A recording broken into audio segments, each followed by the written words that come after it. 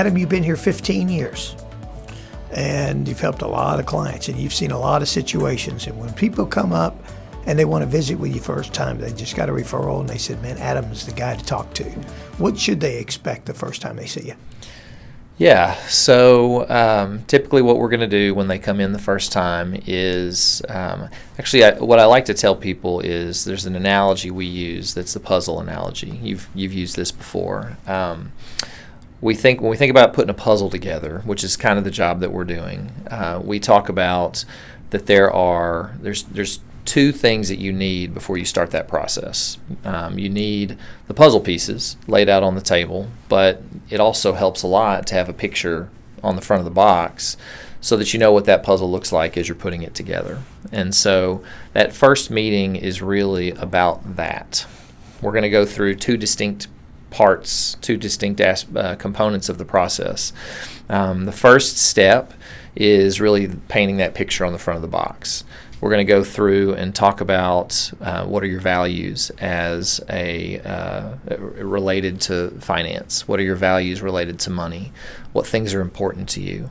What are you here for? What are the goals and objectives that you have?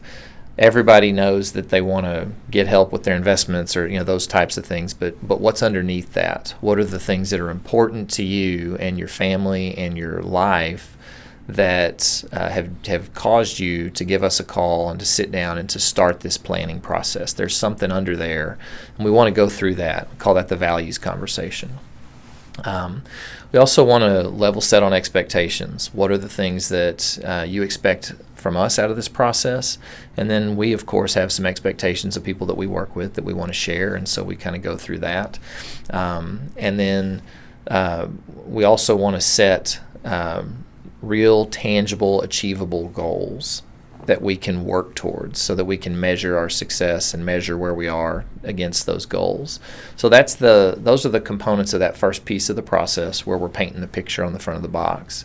And then the second part is we're going to gather information on you. We're going to gather your financials. We're going to gather your statements and insurance policies and your mortgages and anything that you've got that's a financial tool or a financial instrument. We want to know all of those pieces because those are your puzzle pieces that we're kind of laying out on the table. And really, those are the things that we want to accomplish in that first meeting. Beyond that, we certainly want to answer any questions that come up. So you're going to have questions that arise, things like how do we get paid? What is the process going to look like after we become clients? What do statements look like? All those kinds of things. Just everybody's got questions like that. So we're going to answer those questions too. But we're really not going to get into recommendations. We're not going to start putting the puzzle together in that meeting. Once we get those pieces and we get that picture on the front of the box, then we're going to walk away from that meeting, and the job then is to put the puzzle together and come back and have a conversation about that. Got it. And why is it so important to have your spouse there? Yeah, that's a great question. So when we're painting that picture, we live our lives together with our spouse, and you both have a piece of that painting of the picture that is important that you need to lay out there. It's extra critical that you be there together. Okay, so you could say, well, I can show up Monday and she can come Tuesday, and we can both share our values and all that. It's super important for you to be in the room together at the same time, because a lot of people literally have been married 20, 30, 40, 50 years and just haven't sat down to have this conversation to talk about these specific goals. You may think you know what the goals are, and probably you know most of them. I mean, that's realistic, but most people, or a lot of people we find, when they sit there and they listen to their spouse of 30, 40, 50 years, give their own separate answer to the question of what's important to you, you'll learn things that you didn't realize. You'll hear a certain emphasis or have something random that's brought up that you think, you know what, we've been married for this long, and we never actually sat down to have this conversation. So it's really important for you to both be there in the room together, because you get to listen to each other and hear each other talk about what those goals and objectives are and what that picture looks like for them. And you're living your life together, and you're painting your picture together. And so it's important that that process happen together.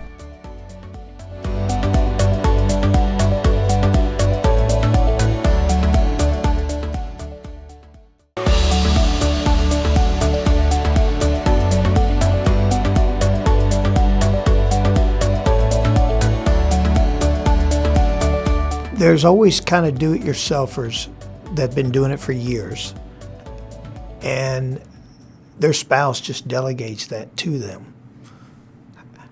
When that do-it-yourselfer passes away, that puts the spouse in the twilight zone.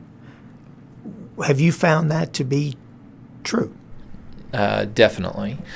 I would say that, in fact, we've had do-it-yourselfers that they came to talk to us. They wanted to kind of know what the process was like, but they determined after we met that they were comfortable to continue to do it on their own.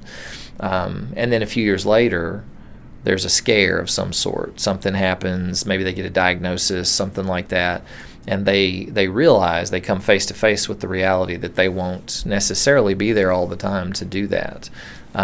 But they love their spouse, and one of their key values when we had that conversation was that they want to make sure they're taken care of. And so there's a realization at that point that part of making sure that they're taken care of is understanding what happens if I'm not here anymore, and you know, what is he or she going to do when I'm gone. And so knowing that you've got this kind of helper, this, you know, which is what kind of we are, helper in the process, to guide both spouses, regardless of who it is that's still there or not. I think there's a lot of peace of mind that comes from that. And so we find people that do sometimes circle back around later because they realize, you know what, there's a value here, even though I'm the one doing this and I'm comfortable to do it. Just having somebody to gather all this together and get all of our goals and objectives on the same page that can take this plan to fruition, whoever's the survivor, I think that's important, definitely.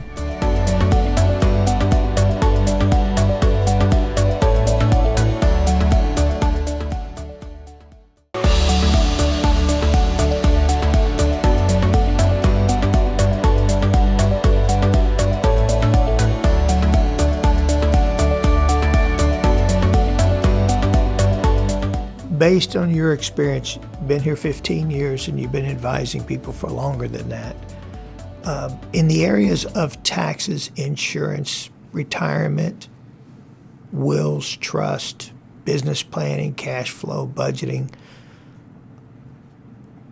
in what percentage have you seen that a consumer has it all tied together? Tied together in the sense that they're talking about, they're kind of, they've thought about it holistically. I would say it's pretty rare. I would say it's single digit percent. It's not a high percentage of the time. You'll find a lot of people that have thought about their investments. You'll find people that have really had their insurance fleshed out. But people that have sat down and had all of it put together, all of it laid out, all of it organized into a net worth statement, to a financial summary, to really just kind of pull all of it together, it's not very common. So it's definitely something that we do, and I think people that walk out of our office feel a sense of peace and comfort that, okay, I know where everything is now, and I feel like I've got direction at this point.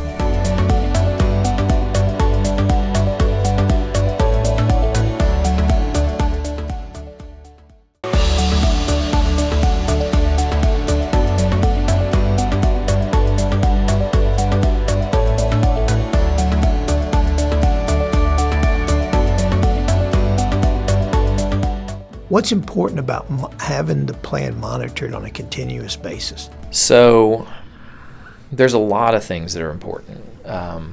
Having regular touch bases throughout the course of the year helps us be able to do things like, obviously, make sure that your investments are in line with your objectives. I mean, as we go through our financial life, investment goals and objectives change. The amount of risk that you need, the amount of income that you need, all those things are going to ebb and flow. And so making sure that you're aligned on investments is important.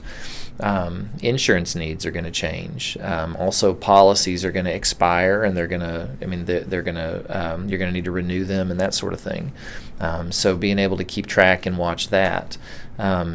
Taxes are something that are constantly changing and are frequently something that we have to come back to and look at. And because the tax year, is you've got a tax year that rotates, of course, every 12 months. Being able to look at what was your income from the year, what was your what opportunities are there in your investment portfolio to be able to harvest for tax losses? What charitable giving are you considering for the year? What tax bracket are you in? Do we project that you're going to be in? And is there anything we can do to kind of manipulate that lower? These are the kinds of things that a regular touch base has to happen in order to dig up those opportunities and find and tweak and hone your plan so that you're maximizing your financial value. And so we find that once or twice a year, certainly once a year is minimum. A couple times a year is about the right cadence for most people. A lot of people right after they retire need to come in about once every quarter, just so we can make sure that they're kind of lined out and everything's clicking on all cylinders. And then we can scale that back, and it usually settles in at somewhere between once to twice a year.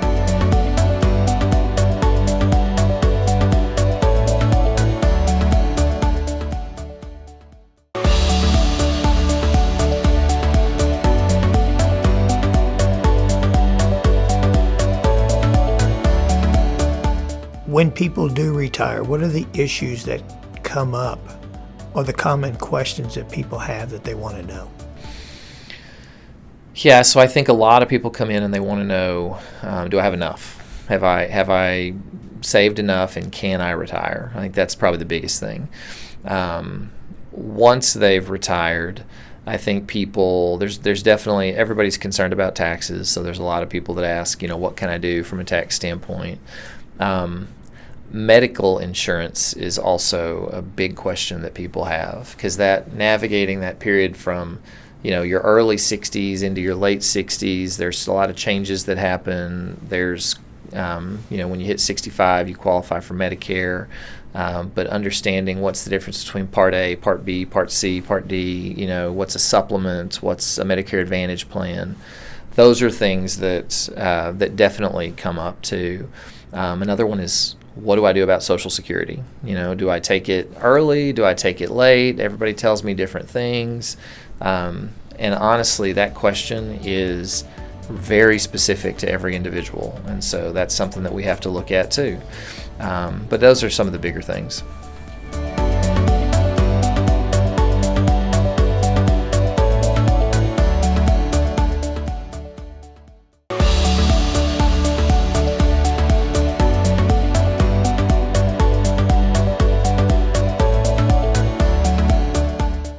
What are the common mistakes that people make that you see?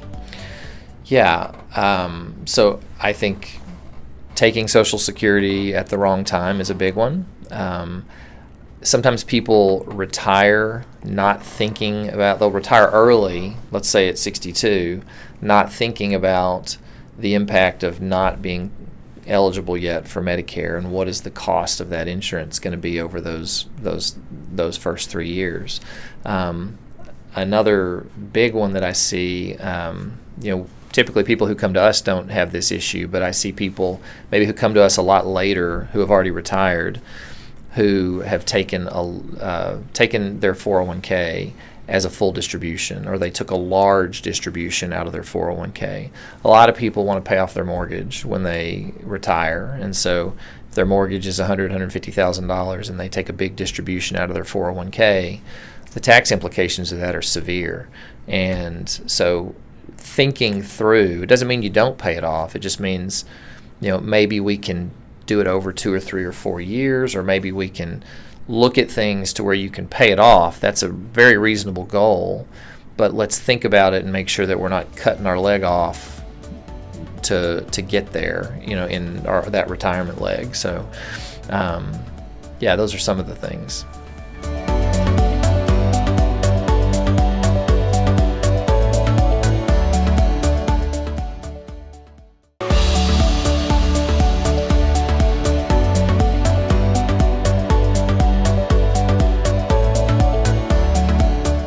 Long-term care, how concerned are people about that? That's the next healthcare crisis that no one talks about. What are the main concerns there that you have found? Yeah, well, I think a lot of people, frankly, aren't that concerned about it. Most of the time, people that are concerned have had a family member that's been impacted by it, and they've seen it up front and in person, and so it becomes something that is concerning to them. Unfortunately, what tends to happen is by the time you've had a family member that's been impacted by it and you realize it's an issue, the ability to get long-term care for yourself may be limited, because if you're waiting into your late 60s, early 70s to apply for long-term care insurance, a lot of times there's things that have happened that have made you less insurable, health-related things, or different things like that. And so it is important to really address that in the planning earlier if you can, because there's a lot more that we can do. But there's no question that not as many people are worried about it as maybe should be. I also think that people are just not aware of all the different and interesting ways that you can address long-term care. It's not just apply for long-term care insurance or not. There's a lot of different types of long-term care policies, and there's other types of planning that can be done that doesn't involve insurance that will help with long-term care. And so I would say that anyone that's dealing with that or thinking about that should plan to come in and have a conversation, because we can do something about it pretty much at any point in time. But the earlier the better.